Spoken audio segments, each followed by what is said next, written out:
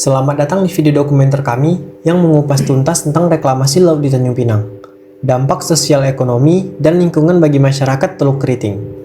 Tanjung Pinang diresmikan sebagai ibu kota Provinsi Kepulauan Riau pada tanggal 1 Juli 2004. Setelah Provinsi Kepulauan Riau secara administratif dibentuk, sebelumnya pada tanggal 18 Oktober 1983, Tanjung Pinang menjadi ibu kota kabupaten di Kepulauan Riau.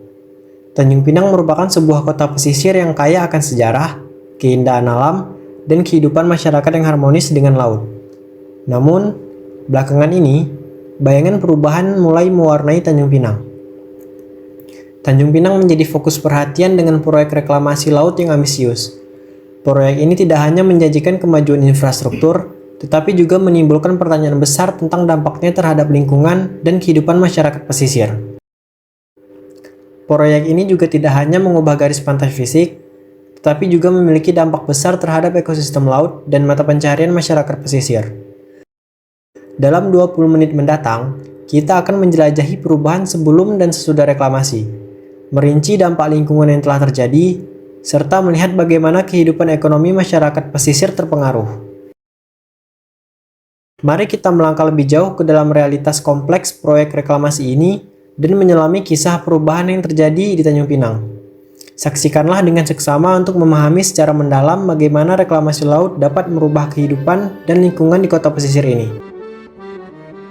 Laut bukan hanya menjadi sumber rezeki, tetapi juga bagian tak terpisahkan dari identitas kota ini.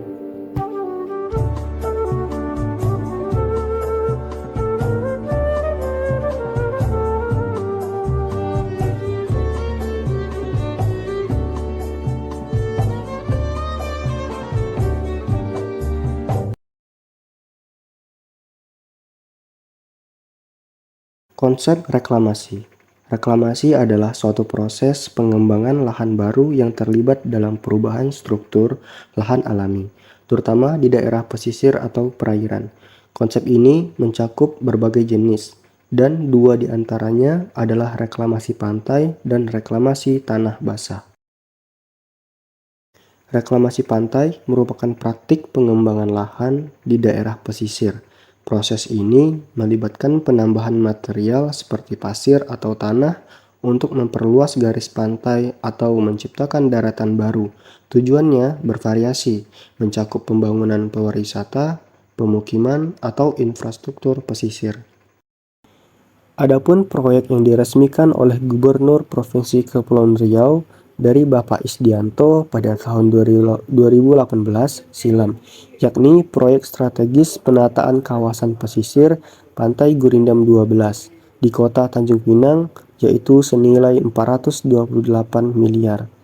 Tujuan dari pembangunan proyek Gurindam 12 adalah untuk manfaat jangka panjang di berbagai aspek, terutama dalam mendukung bidang ekonomi, sosial, dan budaya serta lingkungan.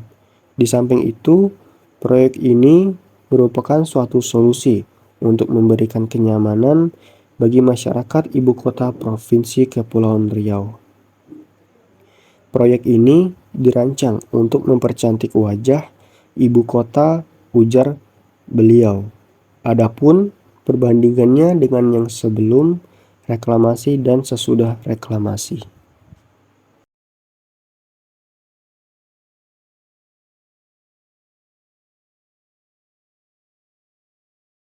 Dari tujuan yang telah disebutkan, apakah masyarakat terdampak reklamasi menikmati hasil dari pembangunan?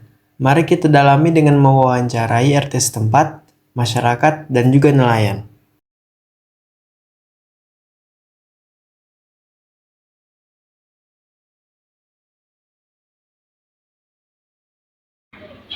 Kalau berdampak ya berdampak, cuman waktu baru-baru itu aja berdampaknya waktu baru-baru proyek aja kan, sampai didengar oleh dari luar-luar bahwa itu berdampak memang. Kalau buat Rama kan penyiraman tanah apa semua, gentaran piling, nah itu memang berdampak lah, tidak hanya ke nelayan kan, langsung ke gempa macam ke rumah-rumah orang kan, banyak kemarin didengar ada yang retak kan gitu.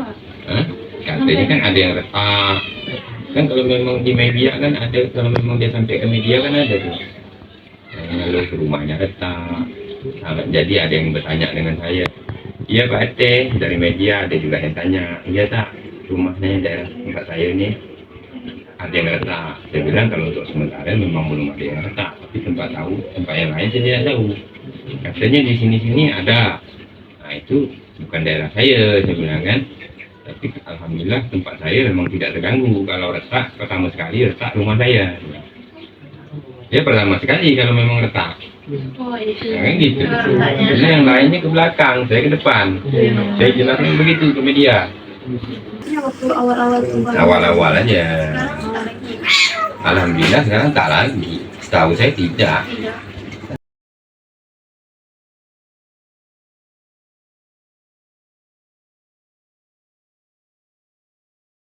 Adalah sedikit adalah, tapi kan intinya kan bukan mata pencarian. Nah gitu. Jadi kalau rugi pun rugi sedikit lah. Nah, kalau rugi banyak dia akan berketuk terus sampai sekarang. Kan gitu. Kan gitu cerita dia. Karena jembatan ini belum siap, tak mungkin masyarakat yang dirugikan tinggal diam. Tapi buktinya kan sudah tidak berjalan. Keluhan sudah tidak ada.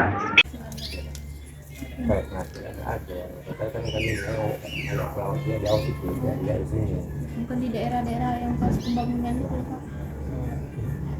Jadi pun ada dampak juga lah. Kalau untuk hasil nelayan tuh tidak salah ya. Kalau untuk nelayan hasil tangkapan ya. Tapi kalau untuk pengaruh untuk nelayan itu ada lawan. Tak ada pengaruh. Kalau jangan ada kasih tahu pengaruh kata dari sini, tak ada lah. Ada kemudian orang tu yang bantuan tu ada. Ternyata ada dampak itu. Untuk hasil laut lah, ada pengaruh tu.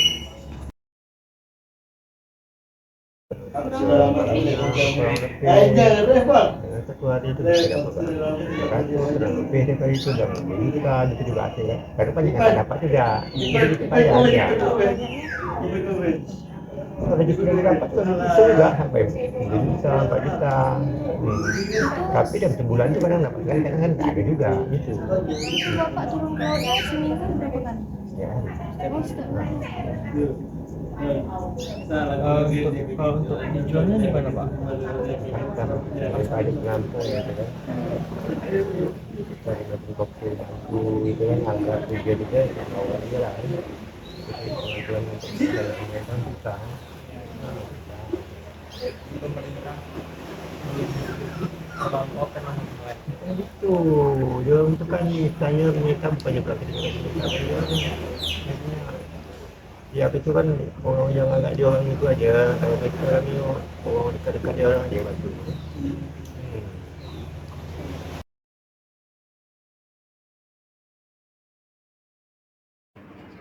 Tahu saya kapal yang besar masuk kemarin itu yang mana? Kak, misalnya kan katanya kan ada kapal-kapal yang agak sedang-sedang itu masuk memang kapal nelayan atau kapal barang gitu. Kapal barang ada, kapal nelayan ada. Kapal nelayan kalau memang kapal nelayan yang masuk sampai sekarang dia masuk biasa. Masih seperti biasa. Masih seperti biasa. Kalau kapal barang pun dia masuk pun sekali macam seperti biasa je.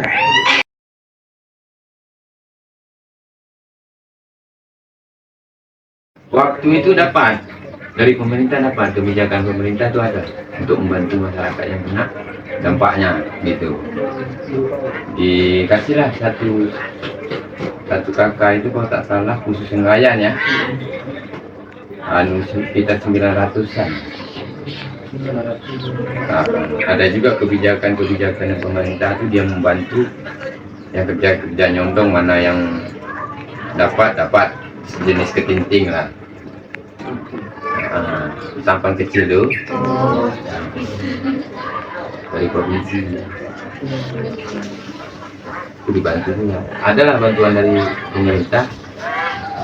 Silahkan yang jelas keluhan warga itu ditanggapi, tidak diabaikan. Kalau diabaikan mungkin sampai sekarang ya. Dapat duit apa? 900 ribu.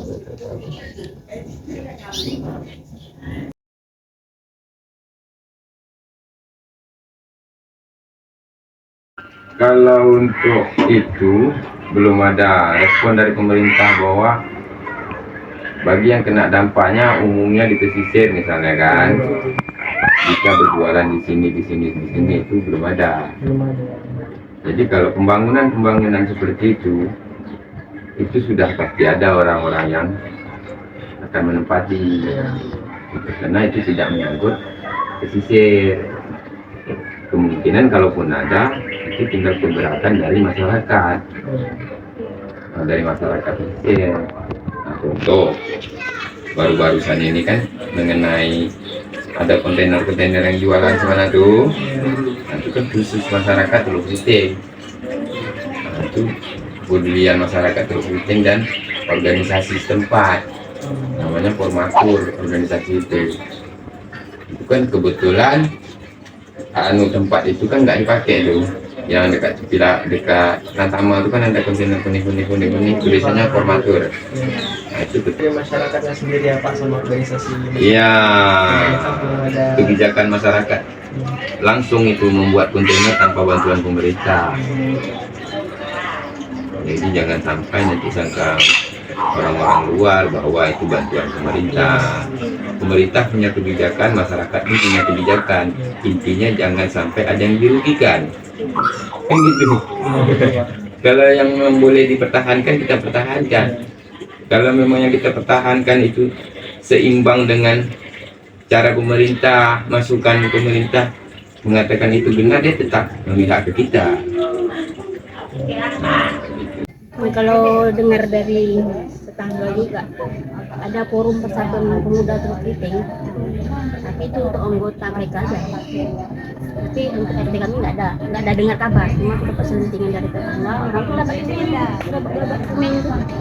Karena naik kuning itu bagi yang anggota forum pemuda Teluk Siting kok. Tapi kalau kami tidak ada dengar, itu cuma dengar kabar atau formalnya.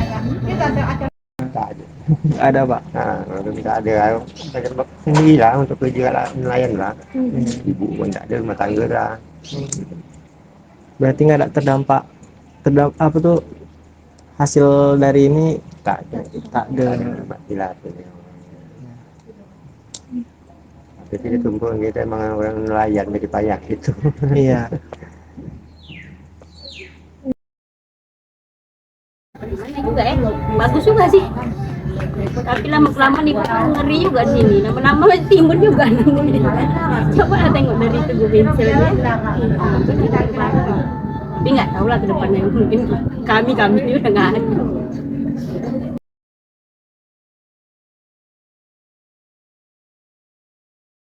Kalau masalah pemandangan, keindahan ya pengaruh kita tempat. Tapi kalau masalah nelayan dari dulu kan banyak orang yang ini udangnya malah nggak ada sekarang. Tengoklah, mana ada orang lagi nyuruh-nyuruh. Itu aja lah yang saya tahu. Cuma kalau keindahan pulau memang terhambat sih. Cuman tapi untuk pemerintah daerah mungkin bagi mereka lebih bagus seperti ini kan. Kemarin kan ini rencananya kan kami kan mau digusur nih. Di masyarakat. Dulu awal-awal sebelum dibangun ini. Itulah dibentuklah rumah warna-warni supaya dari laut itu nampak cantik. Kami ini kan istilahnya orang bilang kumuh ya di sini ya. Tapi Kalau kumuh sama kelamaan pun catnya udah pudar, nggak ada lagi yang mau diapa aja. Mereka tuh itu diperbaharui lagi gitu. Kalau kami masyarakat pesisir nih, ya terserah pemerintah aja maunya mereka seperti apa. Yang penting kami yang nggak ganggu kami kan. Lagi pun pemerintah daerah itu bagi karena kalau masalah pendidikan kan pesisir ini sangat terbantu untuk anak kuliah sekolah. Berarti intinya dari tadi itu pas pembangunan tuh masyarakat dapat bantuan Ya, ada nelayan ada walaupun tak semua kan. ada kebijakan dari pemerintah umumnya untuk masyarakat nelayan. Hanya aja. Nah, umumnya Terus kalau yang untuk nelayan jenis udang tuh dia jual memang bukan pekerjaan utama dia kan, tapi cuma jual sekedar umpan sama makan. kalau lebih daripada itu dia bisa untuk jual. intinya bukan mata pencarian tetap, boleh disebut mata pencarian tapi bukan tetap gitu. Karena kita tahu penghasilan udang itu berapa, nggak usah murah kan gitu. Walaupun dia bilang itu untuk penghasilan tetap, tapi kan kita sendiri berpikir berapa kalau penghasilan tetap, berapa satu bulan, kalau memang itulah hasil kerja dia, misalnya dia bilang gitu, berapa satu hari. Kita tanya dia dalam satu hari ini, dia jawab betul atau tidak. Kalau seandainya satu hari penghasilan tetap, pekerjaannya tetap, itulah penghasilannya satu hari 20.000, yang bohong siapa? Berarti yang bilang penghasilan tetap dia sebagai penyondong itu yang bohong. Tak mungkin 20.000 cukup kan gitu. Kesimpulannya gampang. Yang tetap itu seperti apa? Makanya saya bilang nelayan itu banyak kategori. Memang dia tetap mengendong tapi tanpa sondong itu dia pun bisa cari yang lain gitu. Dapat pun selebih-lebihnya dia nyondong, tidak cukup juga, tetap ya yang lain gitu. Itu tidak tetap juga kalau memang penghasilan itu kan. Kalau dulu memang yang nama Pak Sondong itu memang penghasilannya memang di situ. Itu untuk wilayah saya ya. Bapak yang undang kemarin itu dia pindahnya baru-baru ini atau udah Itu sudah mau 2 tahunan lah. Dia sudah tidak nyondong lagi. Faktor umur dia. Oh, faktor umur. Ya. Jadi bukan karena pas pembangunan itu ya, Pak? Bukan, malah nyondong dia pas pembangunan itu. Karena itulah pekerjaan. Itu yang saya bilang tadi. Kan ketemu akhirnya apa yang saya bicarakan, ketemu dia. Bisa saya jawab. Itulah saya bilang. Penghasilan tetap itu tadi. Iya. Begitu pembangunan dia makin jadi menyondong. Memang itu kerjaan dia. Tapi ya itulah hasilnya berkurang ya, Pak. Iya. Kalau nak dibilang berkurang, kalau nelayan ini memang ada lebih, ada kurang. Tak pasti. Tak pasti. Di mana-mana nelayan, jenis apa pun. Iya. Gitu ceritanya.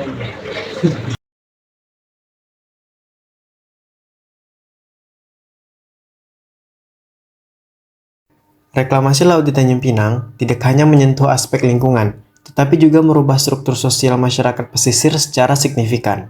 Konteks perubahan. Proyek reklamasi dapat merubah mata pencarian tradisional, terutama bagi nelayan yang menggantungkan hidup dari laut.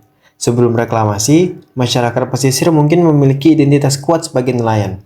Tetapi, dengan pergeseran fokus ekonomi, identitas ini dapat terancam. Dampak terhadap identitas sosial. Sosiologi dapat mengamati bagaimana perubahan ini dapat mempengaruhi identitas sosial masyarakat. Nelayan yang kehilangan mata pencarian tradisional mungkin mengalami krisis identitas, dan bagaimana masyarakat merespon perubahan ini dapat mencerminkan dinamika sosial yang kompleks. Implikasi jangka panjang. Ketika sosiologi memeriksa perubahan struktur sosial, perlu juga memahami implikasi jangka panjangnya. Apakah masyarakat pesisir dapat beradaptasi dengan perubahan ini, atau apakah terjadi perpecahan dan konflik dalam masyarakat? Adapun halnya proyek reklamasi Gurindam 12 di Tanjung Pinang menimbulkan sebuah perubahan dan konflik. Perubahan yang terjadi seperti perubahan struktur ekonomi. Rencana reklamasi Gurindam 12 di Tanjung Pinang telah mengganggu perekonomian masyarakat nelayan. Perekonomian mayoritas nelayan terdampak dan terganggu oleh proyek ini, menunjukkan perubahan signifikan dalam struktur mata pencaharian mereka. Lalu perubahan pemanfaatan lahan. Pembangunan infrastruktur reklamasi berdampak pada perubahan guna lahan di sekitar kawasan pesisir pantai. Perubahan ini dapat mencakup hilangnya lahan yang sebelumnya dimanfaatkan oleh masyarakat, seperti nelayan sondong. Area tangkapan mereka untuk umpan melaut atau kebutuhan pangan mereka mengecil areanya karena adanya reklamasi. Proyek reklamasi Gurindam 12 di Tanjung Pinang menimbulkan konflik yang kompleks. Mega proyek reklamasi Gurindam 12 ini awalnya diusulkan sebagai destinasi wisata baru. Namun, konflik muncul terkait penolakan reklamasi, dampak lingkungan, dan partisipasi masyarakat dalam pengambilan keputusan. Dikutip dari wartarakyat.co.id, ratusan nelayan yang tergabung dalam Aliansi Nelayan Tradisional Tanjung Pinang Bintan mengadakan unjuk rasa di depan kantor Gubernur Kepri, Dompak, Tanjung Pinang pada Rabu tanggal 6 bulan Maret 2019. Unjuk rasa yang dihadiri oleh ratusan para nelayan ini menyerbu kantor Gubernur Kepri dan memprotes kegiatan proyek Gurindam 12 di tepi laut Tanjung Pinang yang pembangunannya dinilai sangat merugikan para nelayan yang sehari-hari mencari ikan di kawasan perairan tersebut. Dalam aksi tersebut, para masyarakat nelayan di dalam orasinya menyebutkan bahwa mereka menolak adanya reklamasi pantai di ruang tangkap mereka, yang menyebabkan hasil tangkap mereka sedikit akibat reklamasi ini. Protes dan kontroversi berkembang di kalangan masyarakat karena kurangnya transparansi dalam pengelolaan proyek reklamasi, yang memunculkan pertanyaan tentang pertanggungjawaban pemerintah setempat, mengapa mereka tidak berdiskusi dan melibatkan masyarakat dalam mengambil keputusan. Karena hal inilah pemicu ketegangan antara pemerintah dan masyarakat Teluk Riting. Proyek reklamasi juga memunculkan kekhawatiran terkait dampak lingkungan, konflik muncul antara pihak yang mendukung proyek untuk pembangunan ekonomi dan yang menentangnya karena risiko terhadap ekosistem laut. Kesimpang siuran ini menciptakan ketegangan sosial yang mendalam, menunjukkan bahwa konflik dalam proyek reklamasi ini mencakup aspek lingkungan dan partisipasi masyarakat. Alternatif dan solusi. Dalam mengatasi dampak negatif reklamasi laut di Tanjung Pinang, solusi alternatif yang dapat diambil adalah 1. Reklamasi berkelanjutan. Konsep reklamasi berkelanjutan fokus pada meminimalkan dampak lingkungan selama proses reklamasi. Dengan memperhatikan praktik baik yang telah diimplementasikan di berbagai lokasi, proyek reklamasi dapat dirancang sedemikian rupa untuk meminimalkan kerusakan ekosistem pesisir. 2. Keterlibatan masyarakat dalam pengambilan keputusan. Untuk menjaga keberlanjutan proyek reklamasi, penting melibatkan masyarakat pesisir dalam pengambilan keputusan, seperti forum partisipatif. Mendorong terbentuknya forum yang melibatkan pemerintah, ahli lingkungan, dan masyarakat pesisir. Forum ini dapat menjadi platform untuk mendiskusikan dampak reklamasi dan mencari solusi bersama.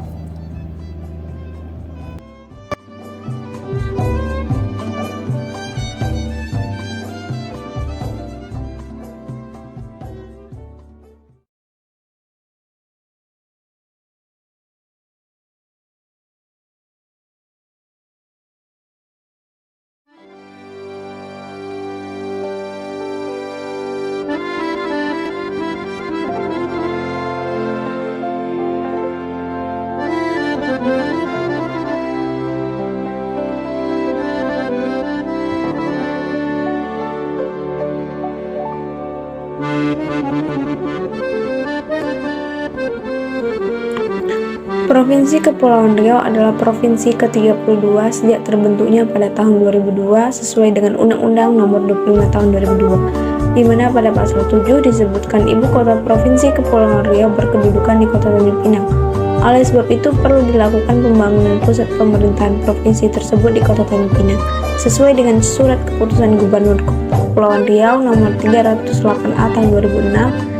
Ditetapkanlah lokasi perkantoran pemerintahan Provinsi Kepulauan Riau yaitu di Pulau Dompak, Kelurahan Dompak, Kecamatan Bukit Bestari, Kota Tanjung Pinang. Namun sebelum dicanangkan keputusan tersebut, Pulau Dompak hanyalah sebuah pulau yang banyak dipenuhi dengan hutan-hutan belantara dan pada awalnya dihuni oleh 202 kepala keluarga yang hampir keseluruhannya adalah suku Melayu yang mendiami bagian pesisir di Pulau Dompak. Pada bulan November tahun 2016, Jembatan Dompak resmi diresmikan dan dapat digunakan oleh masyarakat umum. Kemudian pada tahun 2017, Presiden Joko Widodo secara resmi menyetujui usulan dari Gubernur Nurdin Basirun untuk memberi nama jembatan tersebut ialah Jembatan Sultan Mahmud Riyadsyah. Dengan kehadiran jembatan tersebut, aktivitas perkantoran di Pulau Dompak telah semakin meningkat.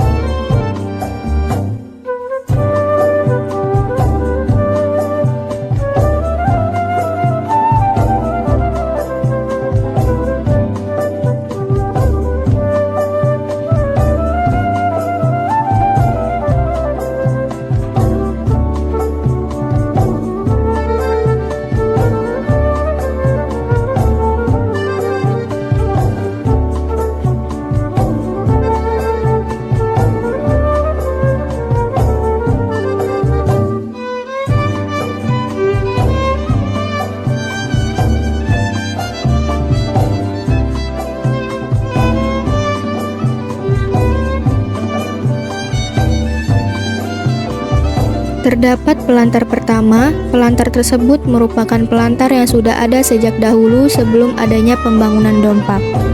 Pelantar tersebut dahulunya terbuat dari papan kayu, kemudian sekitar tahun 1998, pelantar tersebut direnovasi oleh pemerintah. Dahulunya pelantar tersebut digunakan oleh nelayan untuk melakukan aktivitasnya dan menaruh bot, tetapi sekarang pelantar tersebut sudah jarang digunakan oleh nelayan.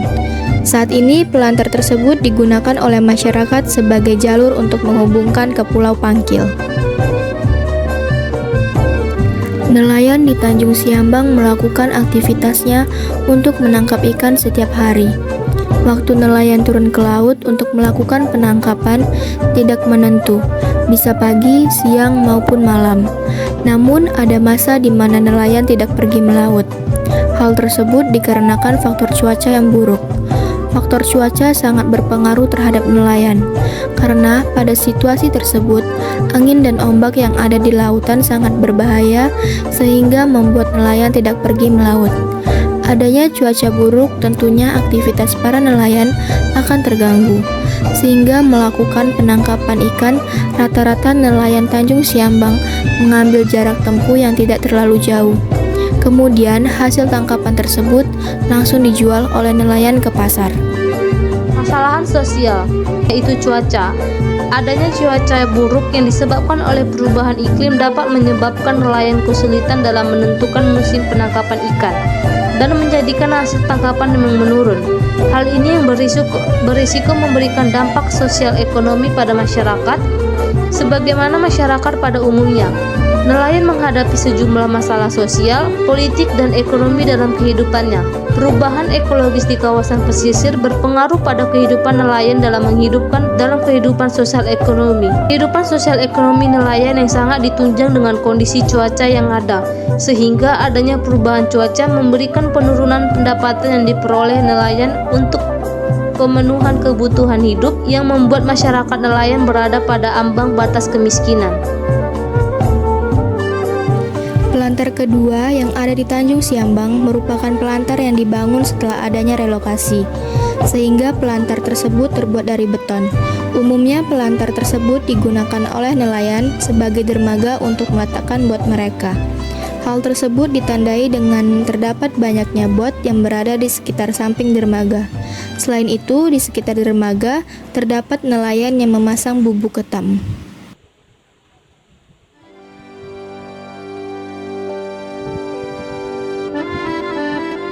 Kau Pak, itu di sini kualitasnya masih bagus nggak Pak?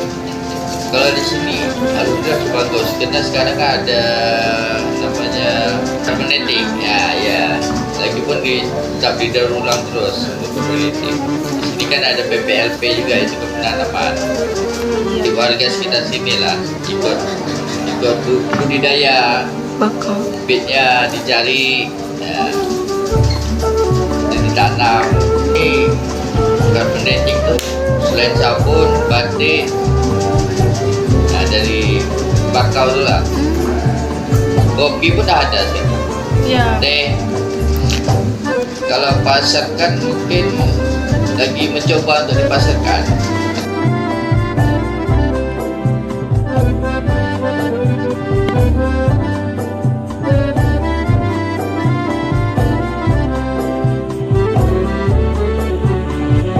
Untuk menanggulangi sampah, kami sebagian sampah daripada dijual di tukang tampung, kami ambil sebagian bagi yang perlu, seperti mau bikin produksi seperti botol, seperti plastik-plastik itu kami bikin tas kreatifnya.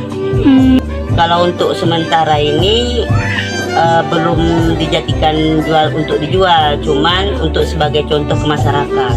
Seperti contoh seperti tas gini, ada lagi yang seperti ini, tapi yang di sana khusus ada nama di sini.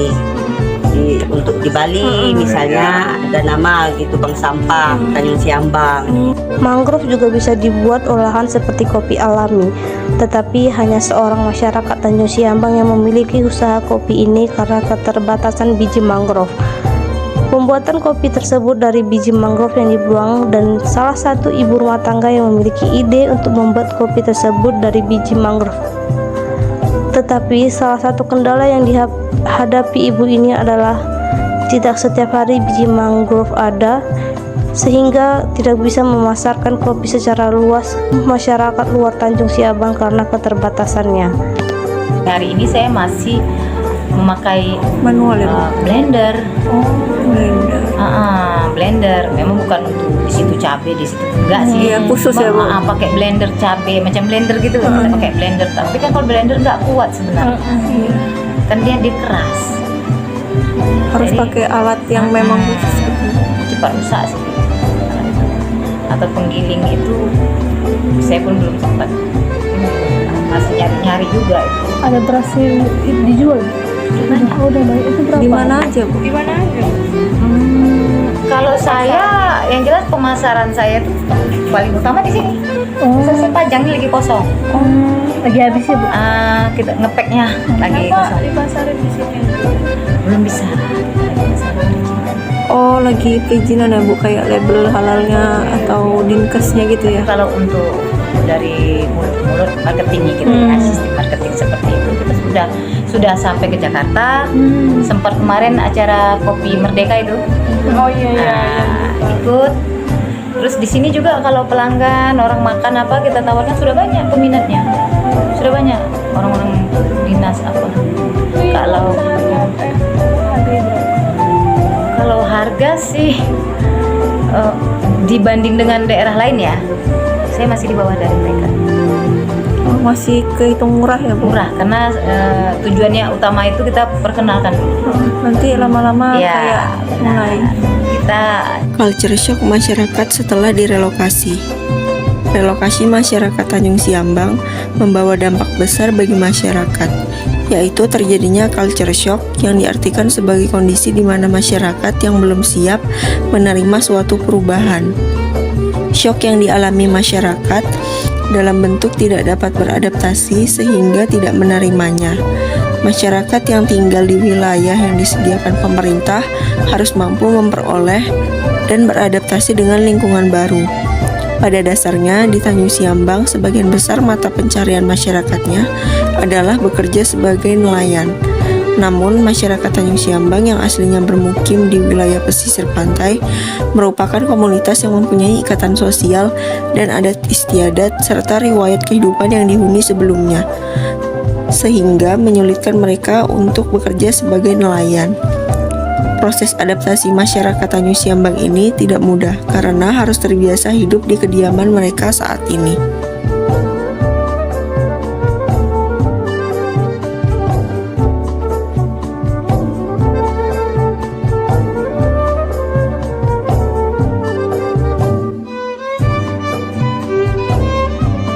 Pada awal kejadiannya pas mau direlokasi tuh kayak bagaimana? Kasih katanya dipilih rumah yang mana mau. Jadi bapak ngambilnya di sini. Alasan pindah kenapa? Alasan pindah karena rumah ibu nak digusur. Jadi disuruh pindah. Udah berapa lama, Bu? Ibu udah 7 tahun. 7 tahun ibu di sini. Udah suruh pindah, ibu langsung mau pindah. Nah, pertama ibu tak mau, enak di bawah itu kan. Rumah ibu memang rumah milik lah, pondok-pondok itu kan. Jadi Pak RT suruh pindah karena orang tuannya mau bikin lapangan golf. Sampai sekarang belum ada. Jadi kami pindah dari bawah sana, ibu tinggal di pantai dulu. Ibu di sini hampir 20 tahun ya. Dari sini. Pokoknya semua ini tahun ini 20 tahun akhirnya disuruh Pak RT 2 kali datang ke rumah, akhirnya kami pindah. Sampai sekarang kami belum dapat surat. Apa bedanya, Bu, rumah lama sama rumah? Enak rumah lama deh. Enak karena ibu di sana tak penyakit, ibu di sini penyakit terus. Tanya lah sama mama ibu. Mama ibu dari Pinang. Penyakit sekarang ibu tak bisa jalan, kena sarap kejepit lah, kenapa lah. Sana alhamdulillah sehat. Kita kan rumah panggung di sana, rumahnya enak, sering mandi air laut. Nah sekarang kan jauh nak menuju air laut. Kalau tak pakai motor tak sampai rasanya jalan kaki. Sekarang tak kayak dulu. Kalau dulu sikit-sikit jalan kaki. Mana ada kita penyakit naik motor terus kan kemana-mana. Pertama ibu tak mau, enak di situ. Enak di situ. Kita senang kalau nak makan mangga, tinggal kalau musim buah mangga tu jatuh di depan makan. Ini sekarang susah semua. Berarti selain anak ibu juga kayak kebun itu aja. Cabai ada? Iya, kemarin banyak cabai. Tak pernah beli cabai. Bapak rajin. Kalau jauh kan rajin. Dulu ibu beli beli ayam masih di bawah. Kan sekarang kan tak boleh lagi kita ke perumahan kan. Awal suruh pindah bapak langsung terima atau bagaimana pak? Sebetulnya kayaknya kan tak mau juga pindah sini. Lantaran kita tak ada tempat tinggal di mana lagi kan. Langsung dihancurkan ya pak sebelum disetujui gitu? Enggak juga. Tanah bapak sendiri atau? Tanah sendiri. Tapi direlokasi. Jadi itu dapat kayak kompensasinya nggak? Enggak. Kemarin kan sebenarnya lebih rugi ini lah kesempatan.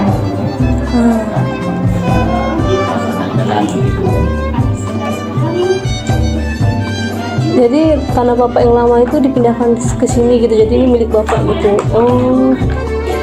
Kalau orang lain kan belum jelas gitu kan pak statusnya.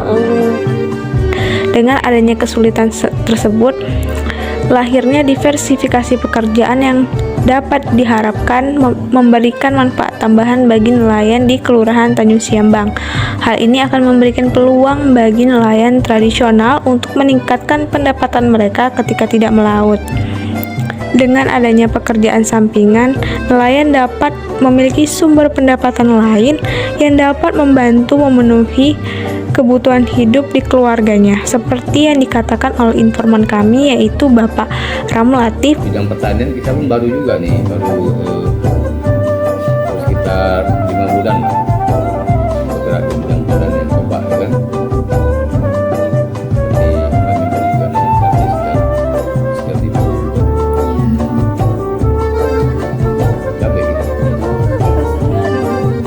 Ini belum tahu nih, yang tergantung lah nggak jual di operasi ya kan, mungkin jual di pasar, tergantung harga kan.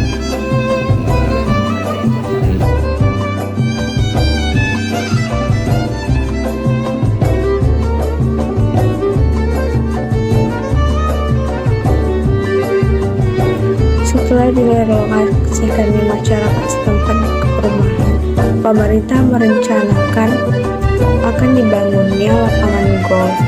Namun sampai saat ini lapangan golf tersebut tidak dilaksanakan. Namun yang dapat kita lihat yaitu pantai-pantai yang ditemui sepanjang jalan. Potensi pantai yang dapat kita lihat tersebut itu pantainya yang bersih, putih, dan juga ketika sore hari banyaknya remaja dan orang-orang dewasa yang berkunjung di pantai, khususnya Pantai Setumu untuk melihat sunset. Selain pantai tersebut dimanfaatkan sebagai tempat kunjungan wisatawan, namun juga sebagai wadah untuk membuka lapangan pekerjaan baru dan menambah kreativitas masyarakat. Namun yang perlu ditingkatkan lagi, yaitu harus diberikannya sosialisasi kepada masyarakat bahwa pantai ini akan memberikan perekonomian bagi masyarakat setempat.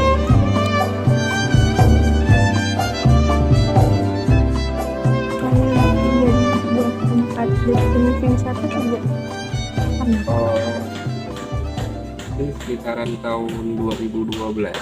Awalnya apa dulu Pak yang kayak mau dibangun? Pada awal itu tidak ada terpikirkan aset di mana belum ada.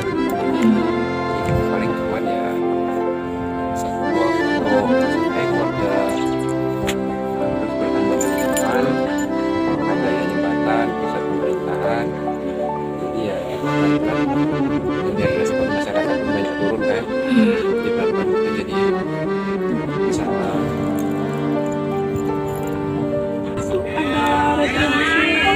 biaya masuk kami tidak beri partai karena ya kita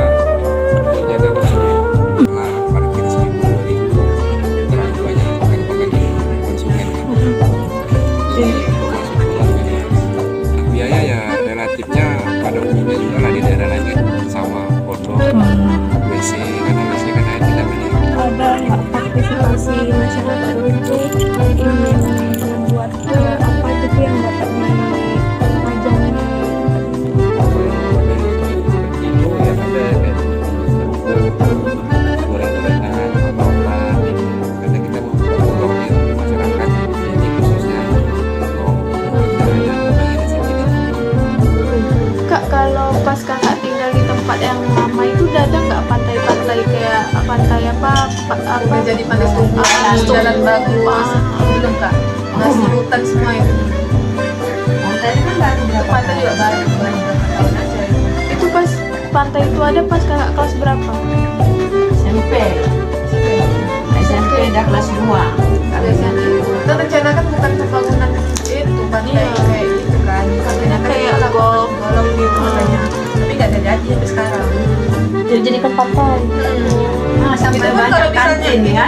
kalau misalnya mau disusun sama pemerintah, warga sini kan nggak berhak larang.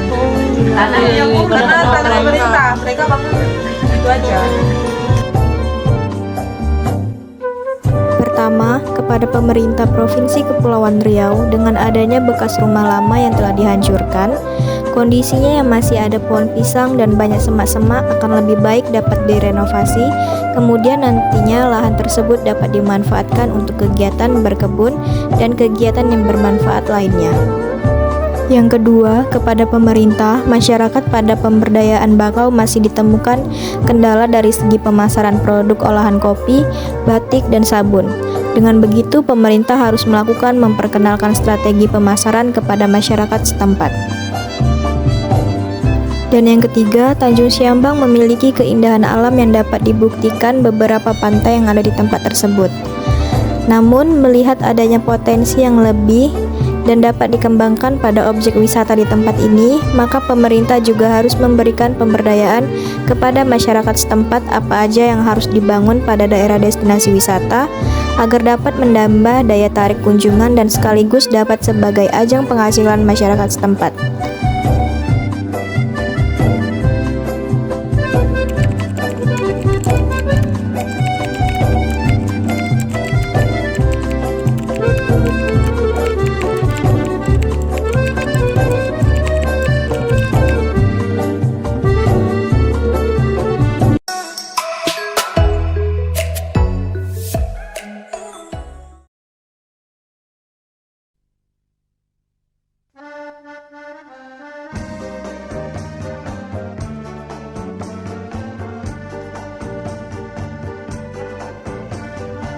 Pulau Telang, salah satu pulau eksotis dan terpencil yang berada di Kabupaten Bintan.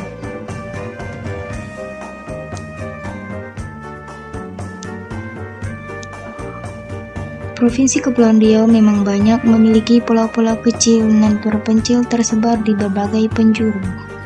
Memiliki dua kota yaitu Kota Tanjung Pinang dan Kota Batam. Letak Pulau Telang jauh dari daratan utama ibu kota Tanjung Pinang yang berada di Pulau Bintan.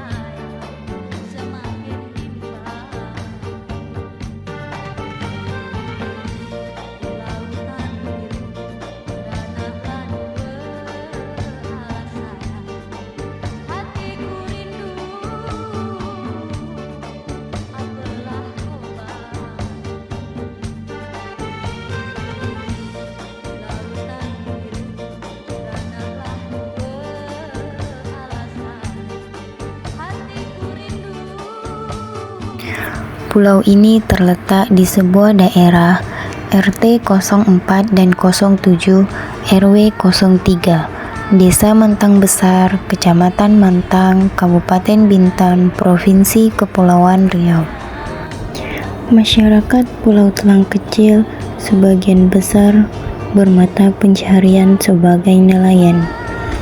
Mereka memanfaatkan potensi laut yang mereka miliki dengan memperoleh ikan yang berlimpah. Masyarakat yang tinggal di pulau ini tidak hanya di pinggir pantai saja, tetapi ada juga yang tinggal di darat. Masyarakat yang tinggal di darat ada juga bekerja sebagai nelayan. Nelayan biasanya melaut menggunakan pompong. Pada saat nelayan belum melaut, pompong mereka berlabuh di pinggir pantai dan di dermaga. Kondisi nelayan kecil di Pulau Telang Kecil cukup menantang, terutama saat musim angin selatan dan angin utara.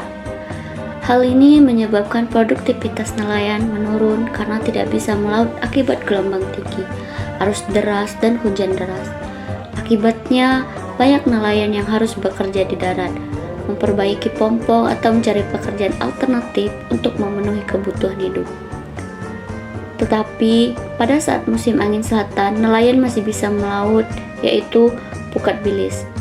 Pukat Bilis ini menggunakan kapal dengan jumlah orang yang lebih dari satu.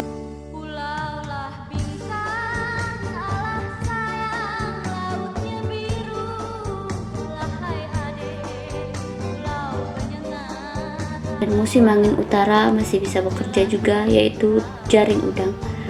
Dengan pemerintah dan organisasi lokal didesak untuk memberikan dukungan dan program pemberdayaan bagi para nelayan dan keluarga mereka selama masa sulit. Selain beraktivitas sebagai nelayan, aktivitas masyarakat di darat ada juga yang berkebun. Mereka menanam buah-buahan seperti pohon kelapa,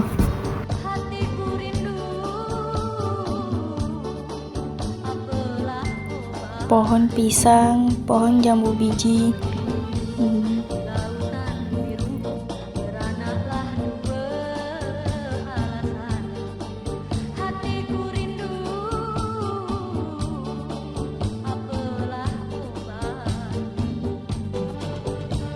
dan pohon nangka. Dari hasil perkebunan itu, mereka mengkonsumsi sendiri dan ada juga yang diperjualbelikan. Dan ada juga aktivitas masyarakat di darat, yaitu membelah ikan asin, terutama pada saat musim utara. Mereka membelah ikan dan kemudian ikan tersebut dijemur dengan jumlah yang banyak. Dari hasil ikan tersebut mereka perjualbelikan dan juga ada yang mengkonsumsi sendiri. Pulau ini memiliki beberapa fasilitas, yaitu pendidikan dan kesehatan. Fasilitas pendidikan yang ada di pulau ini hanya SDN dan PAUD saja. SDN yang terdapat di pulau ini yaitu SDN 004 Mantang. Kemudian pada saat anak-anak masyarakat akan melanjutkan ke pendidikan SMP, SMA, mereka harus keluar dari pulau tersebut. Pulau ini berada jauh dari kecamatan dan pulau-pulau lainnya. Pulau ini juga kesulitan dalam mengakses internet dan jaringan telepon. Perjalanan menuju ke Pulau Telang Kecil dengan jarak tempuh 1 jam menggunakan pompong. Dan juga terdapat lembaga pendidikan anak usia dini swasta yang bernama KB Mutiara Mantang.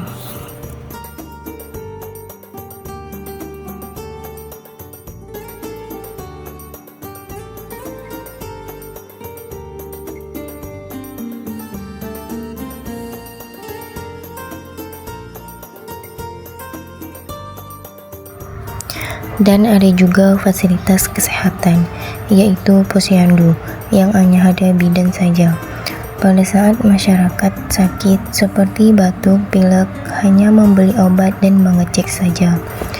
Pada saat masyarakat sakit dan tidak bisa ditangani oleh bidan, maka harus ke puskesmas atau rumah sakit.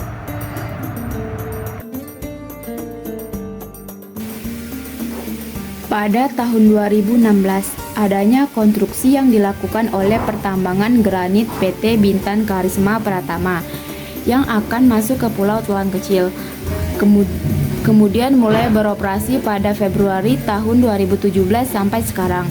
Dengan adanya pertambangan granit, masyarakat pulau kecil tidak hanya bekerja sebagai nelayan saja, tetapi ada juga yang bekerja di pertambangan granit sebagai karyawan. Dan dengan adanya PT tersebut, masyarakat mendapatkan kemudahan seperti mendapatkan kompensasi per bulan per kakak dan pemuda-pemudinya. Selain kompensasi, masyarakat mendapatkan bantuan-bantuan lainnya, seperti mendapatkan bantuan sembako setiap hari raya dan setiap tahun, bantuan untuk pembukaan perlombaan, dan bantuan untuk janda. Dengan demikian, bantuan yang diberikan oleh perusahaan dapat memainkan peran penting dalam meredakan konflik dan memperkuat hubungan antara perusahaan dan masyarakat.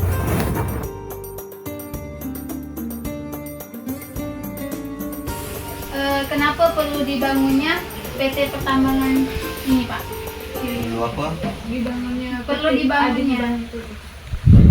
Dibuat PT tersebut. Dibuat PT. Ya, pertama ya itu dia kan pas penjualan gitu kan di masyarakat ada persetujuan masyarakat. Kalau tak ada persetujuan masyarakat mungkin tak ada pembangunan pihak perusahaan PT. Oh, berarti pembangunannya tidak bersifat ilegal. Kan 750.000 per kakak. Itu dengan uang minyaknya ada sekitar 74 juta lah per bulan. Itu untuk ke kampung itu kan. Selain daripada itu ada lagi bantuan sosial, katakanlah setahun sekali itu ada bantuan macam sembako. Itu tidak hanya di Kelang aja, itu sampai ke kecamatan. Poin salah satunya tadi itu apa, masalah keterampilan juga tadi, terus masalah kesehatan. Nah itu yang sebenarnya nanti yang disebutkan tadi kompensasi tadi, cuman dalam hal ini hal itu nggak langsung diatur oleh perusahaan, dalam arti kata itu dari warganya langsung lah mengatur uangnya itu untuk kebutuhannya tadi, pembangunan ekonomi tadi seperti apa. Mungkin karena yang lebih tahu kan apa masyarakat sendiri, jadi itu diserahkan ke sana. Tapi dalam poin-poin tadi sebenarnya uang itu diperuntukkan tadi untuk pengembangan dan pemberdayaan masyarakat, pemberdayaan ekonomi, terus masalah kesehatan, terus juga di situ kayak apa, listrik ya, apa genset ya, Sebelum PT Pertambangan beroperasi, PT telah berkomunikasi dengan pemerintah, masyarakat, dan pihak berwajib. Karyawan di pertambangan PT BKB ini hampir semua masyarakat lokal. Namun, dalam beberapa kasus baru mengambil orang luar yang memiliki kemampuan dalam bidang tertentu. Jika masyarakat lokal dapat melakukannya sendiri, maka orang luar tidak perlu diambil lagi. Orang-orang lokal yang ingin bekerja di PT tersebut mendapatkan pelatihan dan bimbingan dari perusahaan tersebut sebelum mereka bekerja. Begitu kan, artinya mereka sudah punyai keahlian-keahlian yang nantinya bisa dipergunakan, dimanfaatkan untuk pekerjaan-pekerjaan mereka yang di lain, atau mungkin di sini udah tutup kan bisa jadi tempat yang lain. Saya rasa dua cara itulah mungkin yang sebagai tambahan dari kita, bahwa dengan adanya perusahaan ini tentu tidak bisa meningkatkan pengetahuannya. Terus yang ketiga juga terjadi sinkronisasi antara masyarakat tempat dengan masyarakat pendatang, terjadi komunikasi yang lebih baik lagi, sehingga wawasan dan pandangan masyarakat sekitar sini juga akan lebih luas lagi. Nah, itu nama. Sebelumnya ada tak sebelum adanya PT itu ada tak sosialisasi dari orang PT datang sini sebelumnya? Ada. Contohnya Pak, misal gimana cara orang tuh bersosialisasi tentang PT tersebut? Pihak PT dan lembaga pemerintah terkait meninjau lokasi tempat PT akan dibangun untuk memastikan tidak mengganggu aktivitas masyarakat di sekitarnya. Disebabkan lokasi PT tidak terlalu dekat dengan pemukiman, dampak PT pada lingkungan masyarakat tidak begitu terlihat. Pada saat proses pengeboman akan dilaksanakan, karyawan PT memberitahu masyarakat dan pengeboman dilakukan selama 1 minggu. 1 minggu itu dilakukannya sebanyak 2-3 kali, dan mereka melihat lingkungan sekitar. Setelah pengeboman, PT meninjau perumahan masyarakat. Selain itu, PT Pertambangan ini tidak mengganggu aktivitas masyarakat laut karena mata pencarian penduduk telang kecil nelayan. PT tersebut tidak mengganggu lingkungan laut. Penduduk nelayan masih dapat bekerja. Namun, untuk melihat kondisi sosial masyarakat sebelum adanya PT, orang-orang masih dapat berkumpul, berbicara atau bercerita setelah pulang dari melaut. Tetapi pada saat ada PT, orang-orang mulai berkurang kumpul dan berbicara karena waktu mereka sudah habis untuk bekerja di PT dan setelah pulang mereka langsung istirahat. Berdirinya PT ini ada tak culture shock tuh semacam terkejut? Tanggapan Bapak terhadap PT itu macam mana gitu? Bagus ke atau masyarakat Bapak sebagai ketua itu macam mana? Gitu. Kami merasa itu alhamdulillah tamu ini agak ragu gitu kan. Juga masyarakat alhamdulillah memang agak terkejut, tamu kita agak meragu kan. Tapi alhamdulillah tahun demi tahun kata orang ada bantuan pun sedikit demi sedikit itu bisa membantu masyarakat juga lah adanya pihak perusahaan ini. Nanti ada perubahan yang Ada. terjadi dari perekonomian. Perekonomian Tapi itu. Pak, kalau ini kan kalau PT ini kan dia kalau kita ngambil brand itu kan biasanya bom kan. Otomatis itu kan ekosistem alam kita agak terganggu kan. Seperti macam asin apa semacam lingkungan alam gitu terganggu. Debu-debu, terumbu karang. Kalau terumbu karang tak ada terganggu. Kalau kan ngebom di darat kan bukan ngebom di laut. Kalau ngebom di laut, Itu habis tapi batu kan laut. debu-debu itu kan bisa jadi polusi. Kalau debu tu kami merasa tu aman-aman aja lah kalau masyarakat telang ni kan. Ini situasi angin pun tak begitu tepat di ada posisi telang ni, pulau ni kan. Semua nyampe. Dampak pertambangan granit pada kehidupan masyarakat telang kecil dapat menjadi berbagai hal, baik dalam lingkungan seperti kondisi hutan maupun sosial ekonomi. Pengaruh negatif terhadap pendapatan masyarakat, dampak pertambangan batu granit dapat menyebabkan pengaruh terhadap masyarakat. Karena hutan merupakan tempat masyarakat melakukan aktivitas seperti mencari kayu untuk membuat pelantar atau jamban masyarakat, mencari kayu bakar untuk memasak. Tetapi, setelah adanya kegiatan penambangan dapat menyebabkan kerusakan lingkungan dan mengakibatkan menurunnya sumber daya alam dan membahayakan habitat hewan.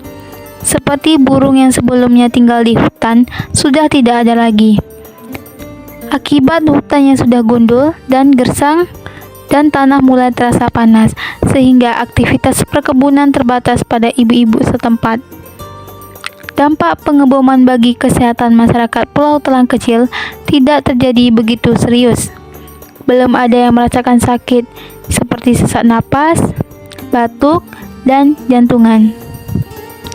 Dengan adanya dampak-dampak tersebut, penting untuk melakukan pengelolaan lingkungan yang baik dan mengurangi dampak buruk dari kegiatan penambangan batu granit agar dapat melindungi kehidupan masyarakat dan lingkungan sekitar dengan melakukan sosialisasi edukasi pada lingkungan. Tempat bekerja aja. Kalau untuk masalah debu tu, alhamdulillah tak ada lah sibuk masyarakat kan.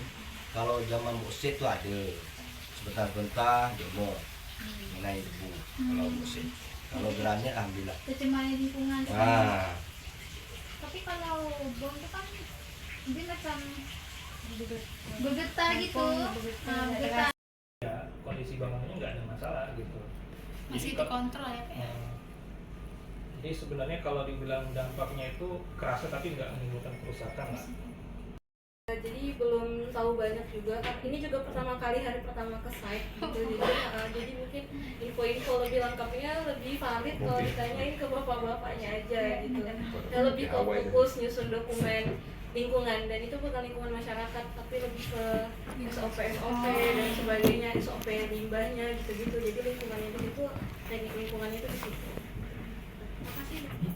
Kalau untuk dampak, Bapak dah cerita tadi 5 tahun 6 tahun yang telah lewat tuh tidak adalah merasa terdampak kami kan. Tapi alhamdulillah cukup terbantu kami adanya PT, belum ada terdampak lah kalau untuk mengenai PT ini. Dari kompensasi yang diberi tadi kan duitnya 750, itu bisa bertahan untuk masyarakat itu berapa lama? Untuk kebutuhan pada lama? Kalau beberapa bulan tuh Tak berapa bulan, 1 hari bisa habis. Bisa habis. Itu bisa Tapi bisalah bertahan. Kalau yang orang gunakan manfaat yang betul-betul kan bagi orang nelayan, ya stok banyak-banyak, makanan, asam lacang, itu kan. Kalau untuk 1 bulan tuh 750 alat-alat di dapur tuh cukup lah. Berarti untuk perekonomian dapur dulu lah. Dapur. Kalau untuk belanja apa semacam kan. Ya, bapak kerja lah. Iya, berarti itu dampaknya malas dan rajin. Kalau rajin, alhamdulillah. Kalau malas, dah. Dek, kalau yang apa tak buat apa tu nelayan terdampak ada gitu. Kalau nak ke laut apa tak buat malah tidak ada terdampak, malah masyarakat suka.